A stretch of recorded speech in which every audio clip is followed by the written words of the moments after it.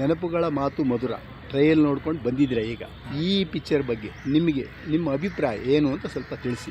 ನನಗೆ mass T V ಮಾಧ್ಯಮದವರು, ನೀವು ಕಲಾವಿದರು ಬಂದು ಈ ಟ್ರೈಲರನ್ನು ನೋಡಿ ನಿಮ್ಮ ಅನಿಸಿಕೆ ಮನದಾಳ ಮಾತುಗಳೊಂದು ಹೇಳಿ ಅಂತ ಹೇಳಿದರು.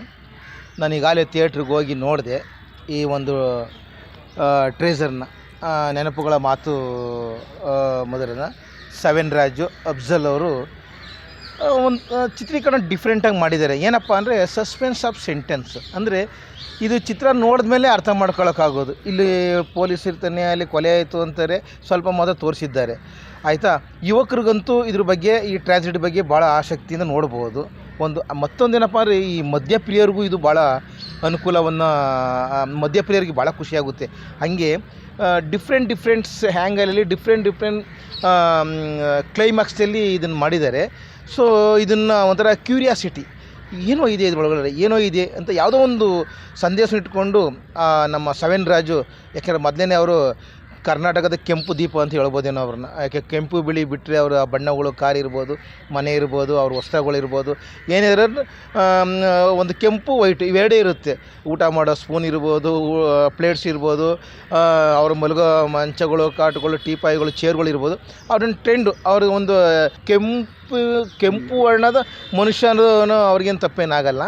ಹಂಗಾಗಿ ಈ ಒಂದು ಸಿನಿಮಾ ಅದು ನನಗನ್ಸುತ್ತೆ ಒಳ್ಳೆಯ ಥ್ರಿಲ್ಲಿಂಗು ಮತ್ತು ಕ್ಲೈಮ್ಯಾಕ್ಸು ಎಲ್ಲ ಬಹಳ ಇದೆ. ಸೊ ಇದು ಎಲ್ಲರೂ ಹೋಗಿ ನೋಡಬೇಕು.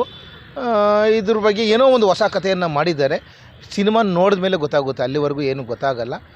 ನನಗೆ ಒಳ್ಳೆಯ ಸಿನಿಮಾ ಬರಬೇಕು ನಮ್ಮ ಸಮುದಾಯಕ್ಕೆ, ಸಿನಿಮಾಗಳು ಯಾವ ರೀತಿ ತಯಾರು ಮಾಡ್ತಾರೆ ಅನ್ನುವ ಒಂದು ಕ್ಯೂರಿಯಾಸಿಟಿ ನನಗೆ. ಮತ್ತು ಈ ಒಂದು ಸಿನಿಮಾಗಳನ್ನು ನೀವು ಥಿಯೇಟ್ರಲ್ಲಿ ನೋಡಬೇಕು. ಯಾಕೆ ಗೊತ್ತಾ ಸಾರ್ವಜನಿಕ ಬಂಧುಗಳೇ, ನೀವು ಮನೇಲಿ ನೋಡ್ತೀರ, ಅದೇನೂ ಎಫೆಕ್ಟಿವ್ ಇರಲ್ಲ. ಇದರೊಳಗೆ ನಾನು ಹೇಳೋದಂತ ಅಂದರೆ ಯಾವುದೋ ಒಂದು ವಿಶೇಷ ಕತೆ ಇದನ್ನು ಆಯ್ಕೆ ಮಾಡ್ಕೊಬಂತ ಅನಿಸುತ್ತೆ, ಅದ್ರ ಬಿಟ್ಟರೆ ಇನ್ನೇನಿಲ್ಲ. ಅಂದರೆ ಮಧ್ಯಪ್ರಿಯರಿಗೆ ಮಾತ್ರ ಭಾಳ ಚೆನ್ನಾಗಿದೆ. ಫಿಲಮ್ ನೋಡ್ತೀವಿ. ಯಾಕೆಂದರೆ ನಾನು ಕನ್ನಡ ಸಾಹಿತ್ಯ ಸಂಗೀತಕ್ಕೆ ಹಾಗೆ ನನ್ನ ಸುಮಾರು ಪಣ ತೊಟ್ಟು ದುಡಿತಾ ಇದ್ದೀನಿ. ಬಿಡುವಿನ ವೇಳೆಯಲ್ಲಿ ಪ್ರವೃತ್ತಿಯಾಗಿ ನಾನು ಈ ಕಲೆಯನ್ನು ಅಳವಡಿಸ್ಕೊಬಿಟ್ಟಿದ್ದೀನಿ. ಅದಕ್ಕೆ ಆದ್ದರಿಂದ ನೀವು ಯಾರೇ ಸಾರ್ವಜನಿಕ ಬಂಧುಗಳು ಏನು ಗೊತ್ತಾ, ನೀವು ಥಿಯೇಟ್ರಿಗೆ ಬಂದು ಆದಷ್ಟು ಮೂವಿ ನೋಡಿ.